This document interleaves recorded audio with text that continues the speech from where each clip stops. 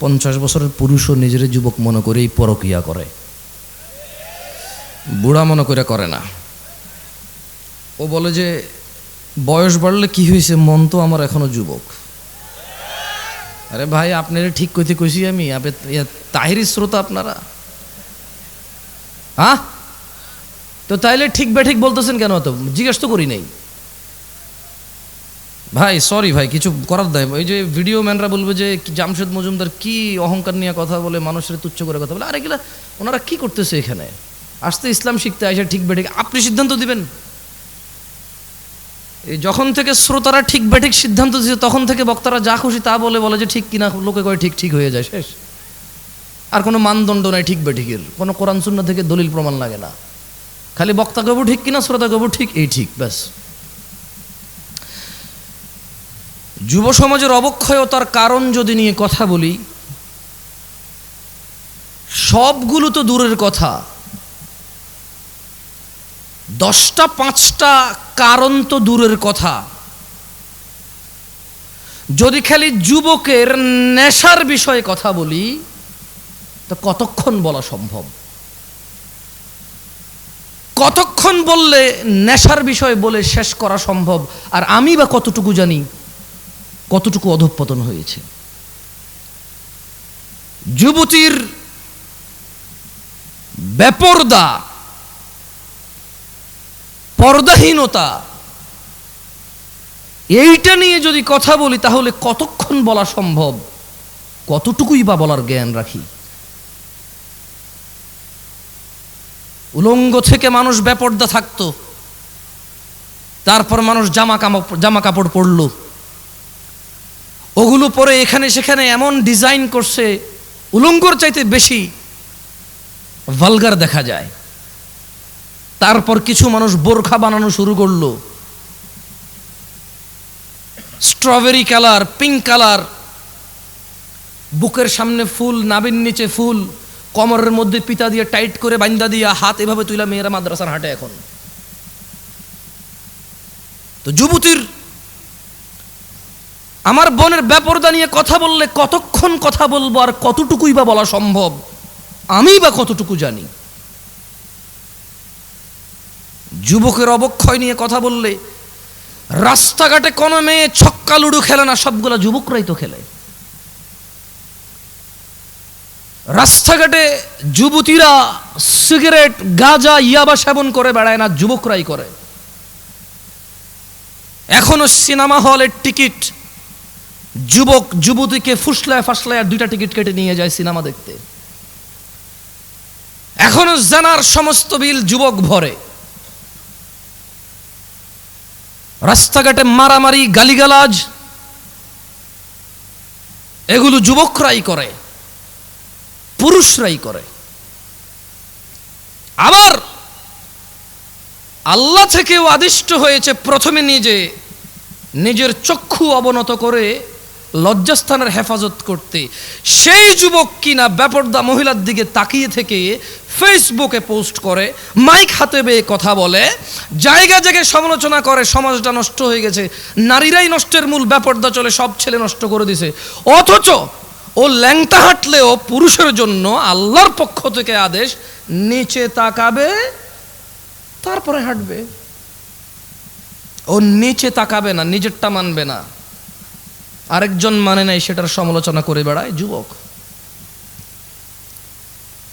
এখানকার যুবকের ধারণা পর্দা মানি হচ্ছে মহিলা, পর্দা মানি মা, বোন, স্ত্রী, কন্যা, দাদি, নানি, ফুফি, খালা। পর্দা মানি মহিলা। যখন তারা পর্দাকে এভাবে খ্রিস্টানদের মতো, ইহুদি নাসারাদের মতো যখন পরিবর্তন করতে শুরু করলো পর্দার মিনিং, তখন আল্লাহর আযাব এদের উপরে চলে আসছে। এদের মহিলারা বলতেছে যে আরে পর্দা কি পোশাকে আছে নাকি, মনে হলো পর্দা। কারণ এরা পর্দার অপব্যাখ্যা করেছে, এরা পর্দার মানে সমস্ত মহিলার বদনাম করেছে। কিন্তু নিজেকে যে আল্লাহ নিচের দিকে তাকানোর জন্য বলেছে, ওই মহিলার দিকে না তাকাইতে বলেছে, নিষেধ করেছে, সেটা মানেনি। ঘরে সিলিন্ডার, গ্যাস ব্লাস্ট হলে নতুন বউ মারা গেছে, পুকুরে পড়ে মারা গেলে নতুন বউ মারা গেছে, যে বউটা যৌতুক দেওয়ার কথা ছিল যৌতুক দিতে পারে নাই, মোহর দিয়ে বিয়ে করার কথা ছিল পুরুষ যৌতুক নিচ্ছে, এরপরে বলতেছে সমাজে পুরুষ নির্যাতন হয় আপনারা জানেন না। তো তুই কি পুরুষ রে বেটা? পুরুষ তো মহিলাকে টাকা দিয়ে বিয়ে করে, তুই তো টাকা নিচ্ছিস। পুরুষ তো মহিলাকে টাকা দিয়ে বিয়ে করে, পুরুষ উপার্জনের জিম্মেদার নিজেকে মনে করে। মা বোনকে কাজে লাগাই দেয় না, মেয়েকে কাজে লাগাই দেয় না। পুরুষ মর্যাদা সম্পন্ন হয়, বলবে 3 বেলা খাবো, না পারলে 2, না পারলে 1। কিন্তু জিম্মেদারি উপার্জনের আমার বোনের না, আমার মায়ের না। যদি করে মুসলমান মেয়ে, কোনো হারাম কিছু নাই, মহিলা কাজ হতে পারে। আল্লাহ আমাদেরকে বোঝার তৌফিক দান করুন। কি এখনো কি হাসি পাচ্ছে? নাম হচ্ছে সালাফি কনফারেন্স। বসে আছে যারা নিজেদেরকে দাবি করে মানহাজুস সালাফের মধ্যে যারা আছি আমরা। মানহুমুস সালাফ, সালাফকে আসহাবান নবী সাল্লাল্লাহু আলাইহি ওয়াসাল্লাম, নবী সাল্লাল্লাহু আলাইহি ওয়াসাল্লামের সাহাবারা হচ্ছে সালাফ। আমরা বলছি আমরা ওদের অনুসরণকারী, আর বসে বসে কমেডি করি এখানে এসে। আল্লাহ আমাদেরকে বোঝার তৌফিক দান করুন। সরি, আপনারা মনে কষ্ট নিয়েছেন আমার কথায়?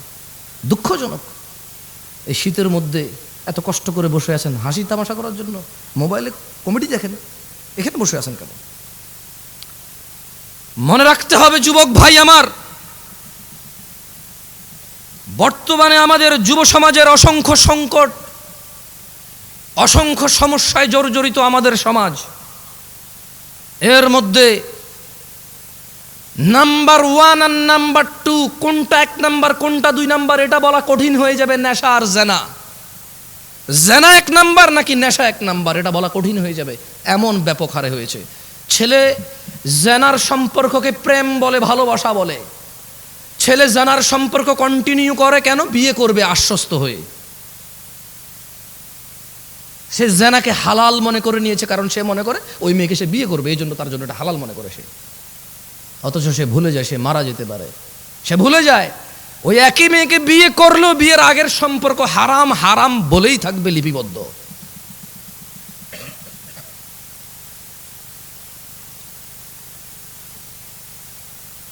যুব সমাজ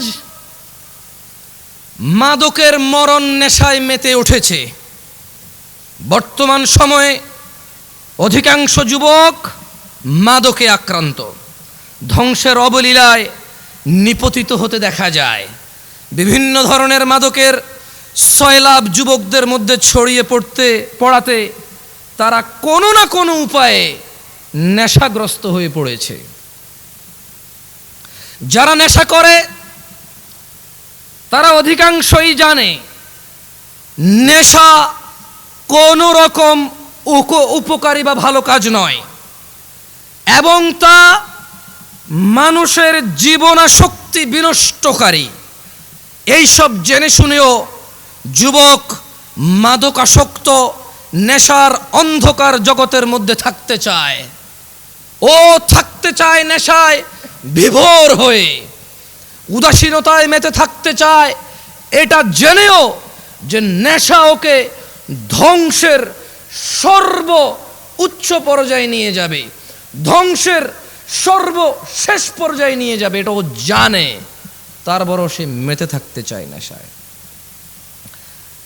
মাদকাসক্ত তরুণ প্রজন্ম ধর্ম কর্ম সব কিছু বিসর্জন দিয়ে হতাশাকে, স্যাডনেসকে, সরৌনেসকে আপন করে নিতে চায়, সঙ্গী করে নিতে চায়। জীবনের চলার পথ থেকে বিভ্রান্ত হয়ে পড়েছে এবং বিবেক বুদ্ধি হারিয়ে সামাজিকতা থেকে দূরে সরে যেতে চায় যুবক, নেশায় আসক্ত হয়ে, নেশাকে আপন করে নিয়ে। অথচ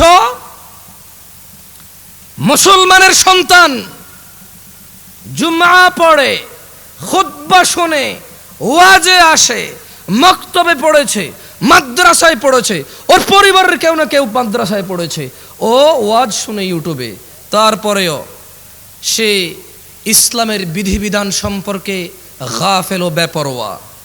অথচ ইসলাম মানুষকে নেশা গ্রহণ, মাদক সেবন হতে সম্পূর্ণ নিষেধ করে। মানুষকে ধ্বংস ও করুণ পরিণতি হতে রক্ষা করার জন্য ইসলামী অনুশাসন মেনে চলার কোনো বিকল্প নেই যুবক ভাইয়েরা। তাই আমাদের জানতে হবে ইসলাম মাদক সম্পর্কে কি কি দিক নির্দেশনা দিয়েছে। কি ঠিক কিনা বলতেছেন না যে কি খারাপ লাগতেছে? তা 2-3 বার জিজ্ঞেস করে নি, বলেন, তাহলে ঠান্ডা হয়ে যাবেন। বলবেন যে এত কষ্ট করে ওনার লাগে বসে আছি, উনি একটাবারও ঠিক কিনা করলো না, ঠিক বলতে পারলাম না। আজকে তো ওয়াজ যে ঠিক হয়েছে স্বীকৃতি দিতে পারলাম না, সার্টিফিকেট দিতে পারলাম না, ঠিক কিনা? ভালো হয়েছে, ঠিক আছে, আর ভালো লাগবে না। লা ইলাহা ইল্লাল্লাহ। দই জমান ভাই, মানুষ জমায়েন না, ওয়াজ জমায়েন না, ওয়াজরে জমতে দিয়ে না, জমে গেলে তো বসে যাবে, শেষ। আমি চাই ওয়াজ না জমুক, ওয়াল্লাহ আমি চাই শ্রোতা না জমুক, ওয়াজ না জমুক। আমি চাই আল্লাহর এই পৃথিবীতে কত নবী রাসূল প্রেরণ করেছে যাদের উম্মত খুবই অল্প সংখ্যক, কিন্তু তারা অসফল নয়।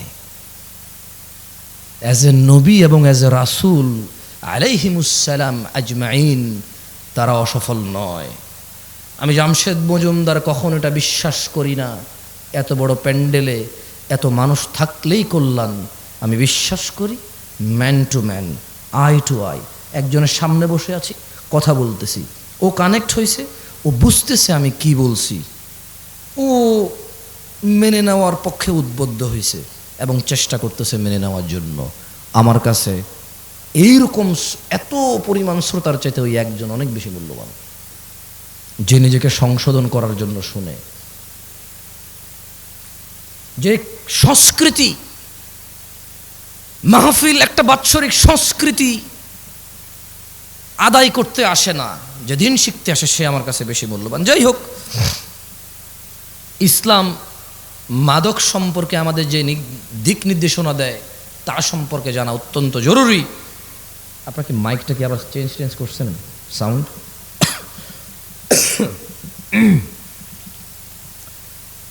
রাসূলুল্লাহ সাল্লাল্লাহু আলাইহি ওয়াসাল্লাম মাদক সম্পর্কে সতর্কবাণী উচ্চারণ করে বলেন, যে কোনো ধরনের নেশাজাত পানীয় হারাম। কোন ধরনের? এইগুলা বলি, ঠিক ব্যাঠিক জিজ্ঞেস করবো না, মানে এতক্ষণ তো কথা বলছি, এখন 2-1টা হাদিস পড়বো, আয়াত পড়বো, আপনাদেরকে জিজ্ঞেস করব। যেটা জিজ্ঞেস করব ক্লাসে যেমন শিক্ষকরা ছাত্রদেরকে পড়ায়া জিজ্ঞেস করে, ছাত্ররা বলে, আমি চাই একটা হাদিস পড়বো, আপনাদের জিজ্ঞেস করব, আপনারা বলবেন। তাহলে কি হবে? আপনারা যখন বলবেন এটা আপনারা ইজিলি মুখস্থ করতে পারবেন, মনে থাকবে ইনশাআল্লাহ। আল্লাহ আমাদেরকে তৌফিক দান করুন, আমিন। তাহলে মুহাম্মদ সাল্লাল্লাহু আলাইহি সাল্লাম বলেছেন যে কোনো ধরনের নেশাজাত পানীয় হারাম। কয় ধরনের? কোনোটা কি বাদ গেছে? টিকটিকির লেজ, ইয়াবা, গাঁজা, এগুলো তো হাদিসের নাম নিয়ে নাই, এগুলো হাদিসে নাম নিয়ে নাই। কিন্তু যেই জিনিসের নেশা হয় সেটা হারাম কে বলেছে? মুস্তাফা আলাইহিস সালাম। তিনি আরো বলেন, কুল্লু মুস্কিরিন খামর, নেশাজাত যে কোনো দ্রব্যই মাদক, ও কুল্লু মুস্কিরিন হারাম, আর যাবতীয় মাদকই হচ্ছে হারাম।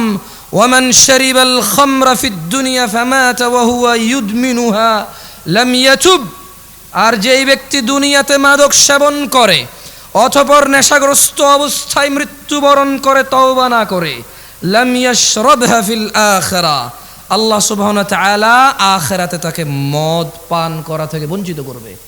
তাহলে আমরা বুঝলাম আনার জান্নাতি ফল, আঙ্গুর জান্নাতি ফল, মদও জান্নাতি পানীয়। মদ কি? মদ কি? জান্নাতি পানীয়। তবে জান্নাতি পানীয় যে মদ, ওখানে নেশা নাই। বিশ্বে আমরা মানুষরা যে মদ তৈরি করি সেই মদের নেশা আছে। আর যদি নেশা না হয় এটাকে মদই বলা হয় না। বুঝে আসছে না? আসে নাই? ওটাকে শরবত বলে। কি বলে? যেটা খেলে নেশা হয় না ওটাকে কি বলে? আর যেটাই খেলে নেশা হয় সেটাকে কি বলে? মদ। আখিরাতের মধ্যে নেশা হবে না, কিন্তু ওটার নাম মদ। কেমন? আল্লাহ আমাদেরকে বুঝার তৌফিক দান করুন, আমিন। মানব সভ্যতার প্রতি মারাত্মক হুমকি সৃষ্টিকারী দেশের অন্যতম অভিশাপ মাদকাসক্তি। মাদক দ্রব্যের নেশার ছোবল এমনই ভয়ানক যে তা ব্যক্তি, পরিবার, সমাজ, দেশ থেকেই বিচ্ছিন্ন করে না খালি, বরং তা সমগ্র জীবন ধ্বংস করে দেয়। মানবতার মুক্তির কাণ্ডারি ইসলামই সর্বনাশা মাদক সম্পর্কে মানব জাতিকে সর্বোচ্চ সতর্ক করেছে।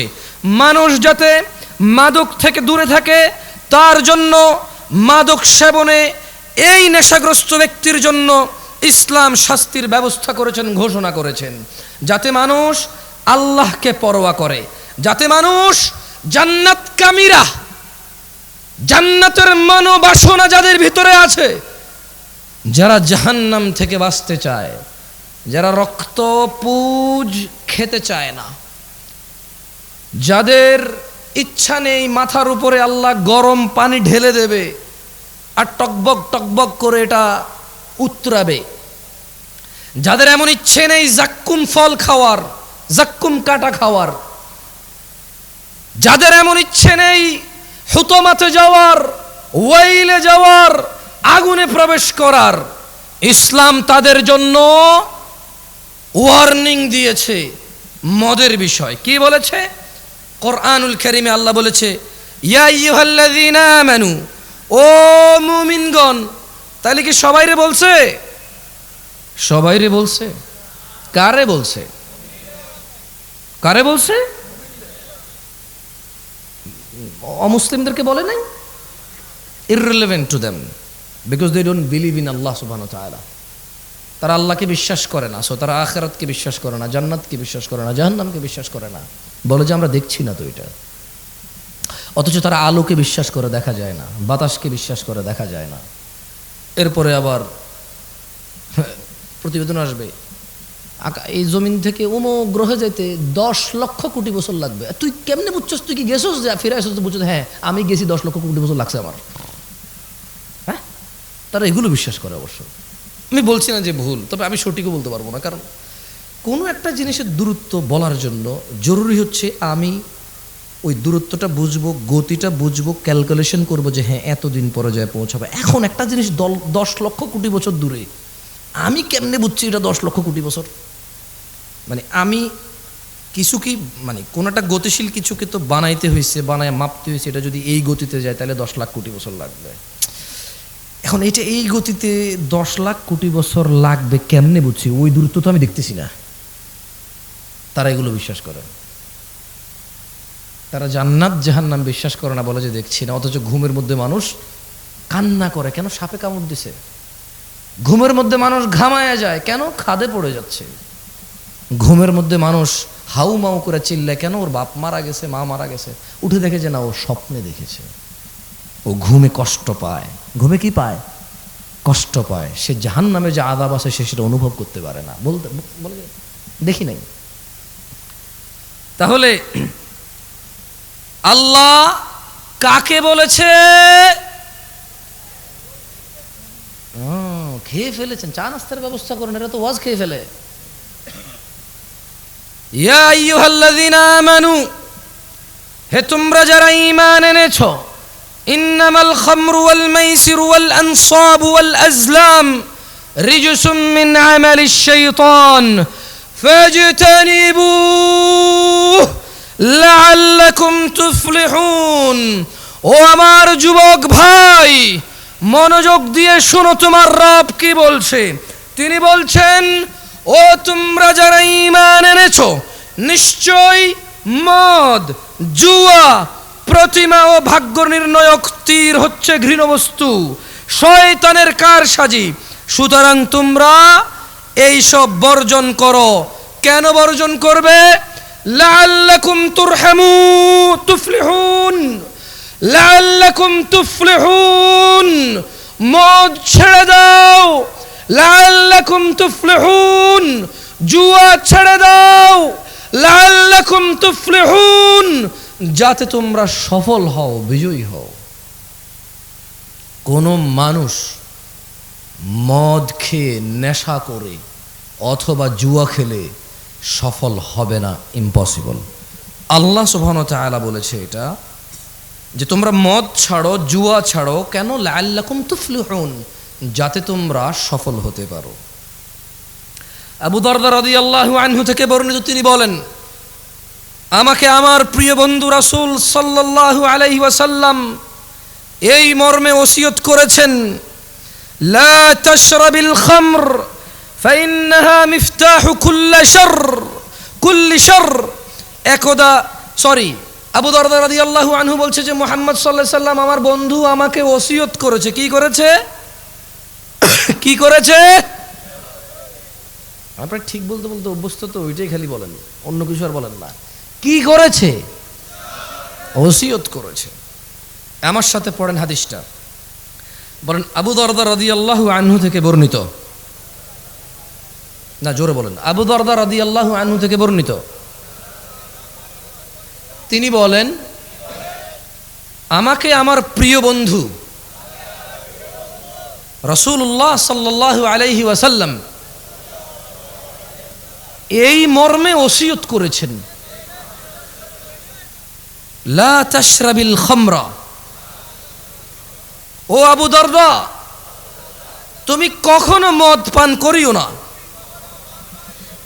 ফাইন্নাহা মিফতাহু কুল্লি শারর, কারণ মদ, নেশা সকল অকল্যাণ, সকল খারাপ, সকল পাপের চাবিকাঠি।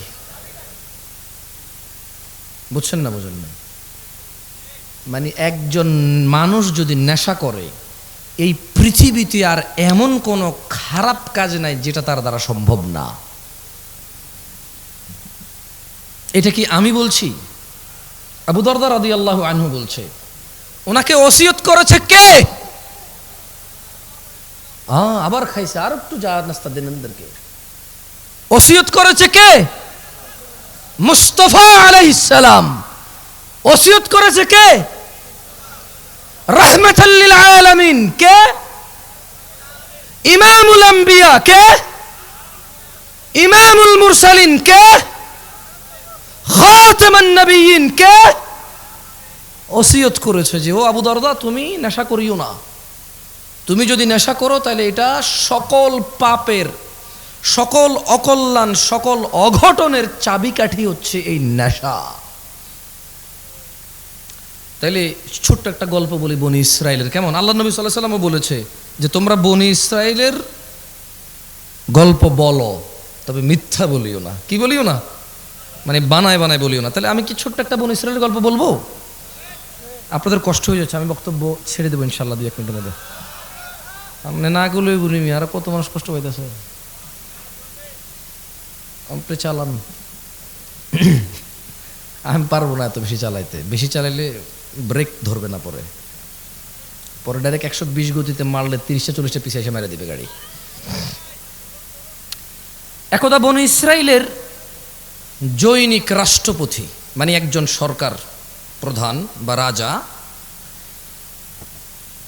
ওর যুগের, মানে ওই রাজা তার সময়ে আবেদ, বুজুর্গ মানে বুঝেন, নেককার মানুষ। কি মানুষ? নেককার মানুষ। তো ওই রাষ্ট্রপতি ওর যুগের একজন নেককার মানুষকে 4টি কাজের যে কোনো একটি কাজ করতেই হবে বাধ্য করেছে। যদি না করে ওকে হত্যা করবে। তাহলে বনি ইসরায়েলের একজন রাষ্ট্রপতি একজন বুজুর্গ নেককার মানুষকে কয়টি কাজ করতে বলছে? না, এই যে খেয়ে ফেলছেন, চারটির যে কোনো একটি, মানে করতেই হবে, চারটির যে কোনো একটি হলেও করতে হবে। তো তাকে কি বললো? তাকে বললো যে শোনো, তুমি হয় মদ খাবা, তুমি হয় মদ খাবা, অথবা মানব হত্যা করবা, মানুষকে খুন করবা, অথবা শূকরের মাংস খাবা, অথবা তুমি কি করবা? জেনা ব্যভিচার করবা। তাহলে লোকটা কি আমাদের মতো কেউ ছিল? কি ছিল? কি ছিল? ফরহেজগার। মাশাআল্লাহ। তাহলে ঠিক আছে, এবার ওয়াজ শুনতেছেন আপনারা, মাশাআল্লাহ তাবারাকাল্লাহ। শেখ আব্দুল্লাহকে নিয়ে আসেন, আমি কিছুক্ষণ মধ্যে ছেড়ে দেবো, তো ওনাকে নিয়ে আসেন।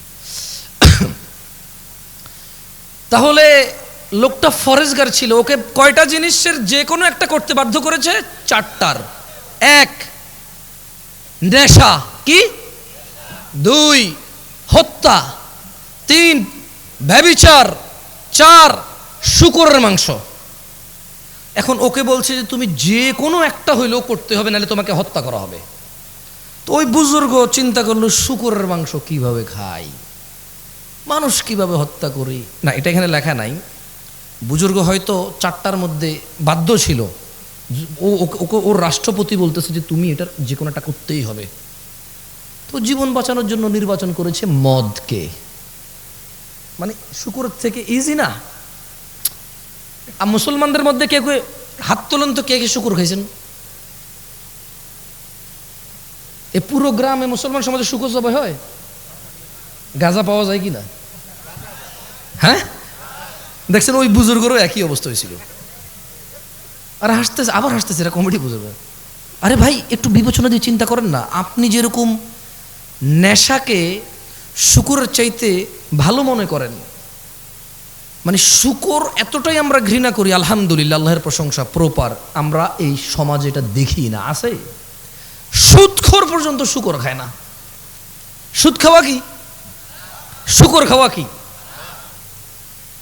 শূকর খাইলে গুনাহ কার লগে? সুদ খাইলে গুনাহ আল্লাহর লগেও মানুষের লগেও। সুদের গুনাহ মাপ পাওয়া বেশি কঠিন। ঘুষ খাওয়া কি? শূকর খাওয়া কি? শূকর খাইলে কার সাথে গুনাহ? আর ঘুষ খেলে কার কার সাথে গুনাহ? আল্লাহ এবং মানুষের সাথে। মানুষের হক খাইছে সে, আমি বুঝাতে পারি নাই। তো এই দেশে ঘুষখোর আছে? মুসলমান ঘুষখোর আছে? মুসলমান শূকরখোর আছে? মুসলমান মদখোর আছে? মুসলমান শূকরখোর আছে? নাই। তো আপনি হয়তো চিন্তা করবেন যে ওই লোক যদি এত ফরজগার হয়, তাহলে সে মদ নির্বাচন করলো কেন? কারণ বস্তুত মদ, শূকর অথবা হত্যা, ব্যভিচারের চাইতে নর্মাল মনে হয় মানুষের কাছে। এটা মানুষের কাছে মনে হয়। কার কাছে মনে হয়? আপনাকে একটা কথা বলি, মনে হওয়ার কারণ আছে। যে অপরাধটা যত বেশি ভয়ানক, শয়তান ওইটাকে তত সহজ করে, তত সুশোভিত করে তুলে দেখায়। বুঝছেন?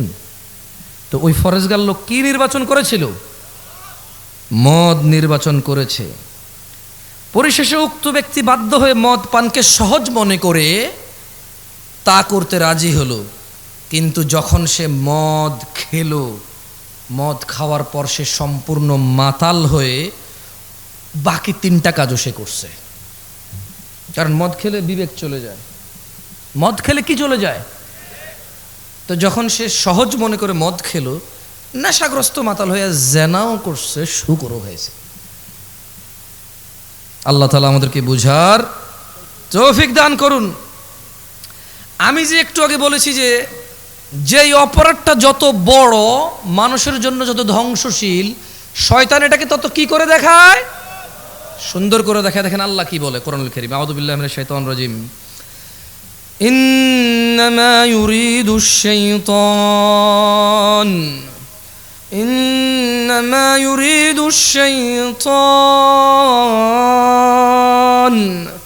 আন ইউকিআ বাইনাকুমুল আদাওয়া ওয়াল বাগদাআ ফিল খামর والبغضاء في الخمر والميسر ويصدكم عن ذكر الله وعن الصلاة فهل أنتم মুনতাহুন।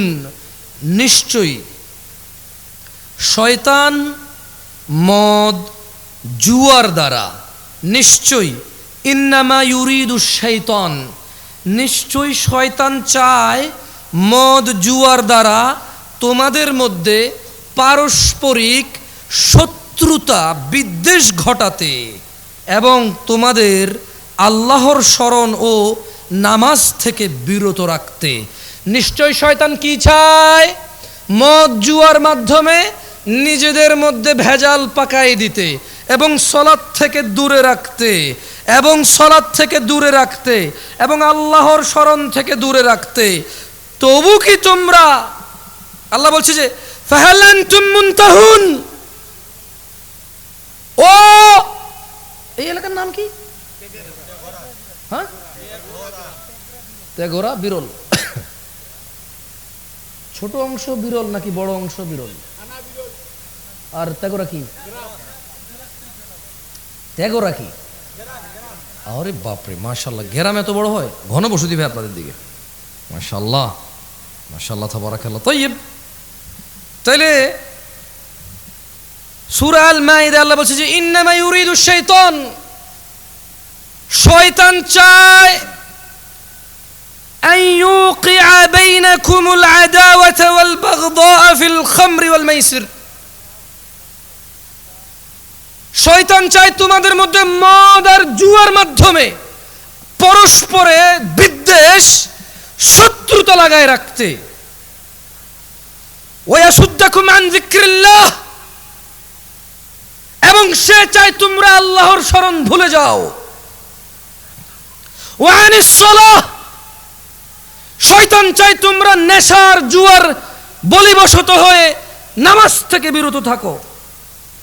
আল্লাহ আজ্জা ওয়া জাল বলছেন ফাহাল আনতুম মুনতাহুন, তবু কি তোমরা বিরত হবে না নেশার জুয়া থেকে? কি থেকে? তাহলে নেশার জুয়ার মধ্যে শয়তান কি করতে চায় আমাদের পরস্পরের মধ্যে? ভুলে গেছেন সবাই? নেশা আর জুয়া এই দুইটা দিয়ে শয়তান আমাদের আপোষে কি করতে চায়? শত্রুতা লাগায় রাখতে চায়, মারামারি হানাহানি করাইতে চায়, আর আল্লাহর জিকির থেকে বিরত রাখতে চায়, আর নামাজ থেকে বিরত রাখতে চায়। আল্লাহ খুব সুন্দর করে প্রশ্ন করেছে, ও বিরলবাসী, আল্লাহর প্রশ্নের কি উত্তর দিবা? দিবা? দিবা? আল্লাহ বলছেন ফাহাল আনতুম মুনতাহুন, এই মদ জুয়া ছেড়ে দিয়ে নিজেদের শত্রুতা থেকে মুক্ত হয়ে আল্লাহর স্মরণে ফিরে এসে সালাতে ফিরে আসবা। ওয়া মা তাওফীকি ইল্লা বিল্লাহ, আল্লাহ আমাদেরকে তৌফিক দান করুন। যাই হোক, আমাদের শেখ আব্দুল্লাহ ইবনে আব্দুর রাজ্জাক হাফিজাহুল্লাহ চলে আসছে।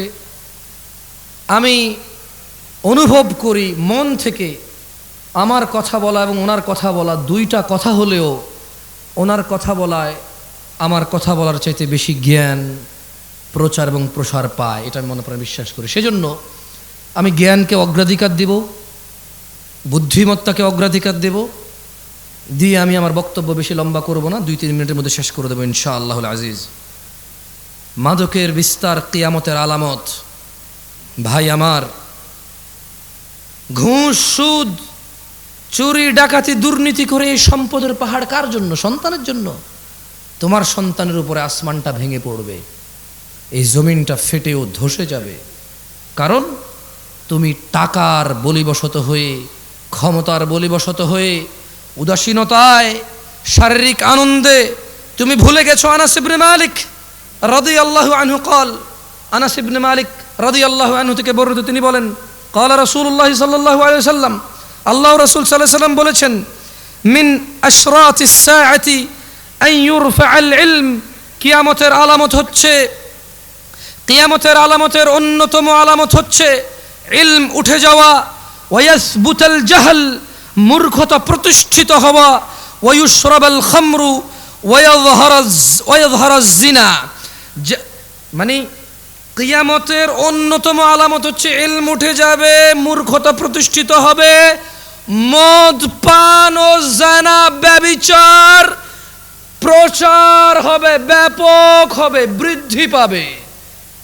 তো জানা ব্যভিচার আর নেশা করে যে তুমি কিয়ামতকে নিয়ে আসবা, এই সম্পদ, এই সুন্দর বাড়ি গাড়ি, সন্তান তো ভোগ করতে পারবে না, ওর উপরে তো পাথরের বৃষ্টি হবে, ওর উপরে তো জমিন, ওর নিচে তো জমিন ধসে যাবে, ও তো ওর গোষ্ঠী শুদ্ধ উদ্ধার হয়ে যাবে ভাই।